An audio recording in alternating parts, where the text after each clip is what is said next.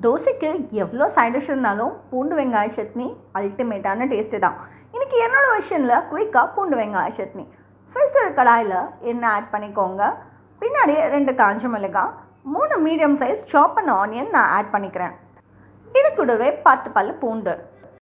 Taste balance பண்ணுறதுக்காக புளி, ஃபைனலாக உப்பு. ஆனியன் கலர் சேஞ்ச் ஆகுற வரைக்கும் நல்லா வதக்கிக்கோங்க. ஆறின பிறகு மிக்ஸி ஜாரில் ஆட் பண்ணி இதை நல்லா நைஸாக அரைச்சி எடுத்துக்கலாம். இதில் ஒரு முக்கியமான டிப், இதை பண்ணும்போது நல்லெண்ணெயில் பண்ணிங்கன்னா இந்த சட்னியோட டேஸ்ட் இன்னுமே ரொம்பவே நல்லாயிருக்கும். ஃபைனலாக தாளிக்கிறதுக்காக தாளிப்பு கரண்டியில் கொஞ்சமாக நல்லெண்ணெய், உளுத்தம் பருப்பு, கடுகு, பெருங்காயம், கருவேப்பிலை இது எல்லாத்தையும் தாளிச்சிட்டு சட்னியோட ஆட் பண்ணிட்டீங்கன்னா டெலிஷான வெங்காய பூண்டு சட்னி ரெடி. தோசையோட சர்வ் பண்ணிக்கலாம்.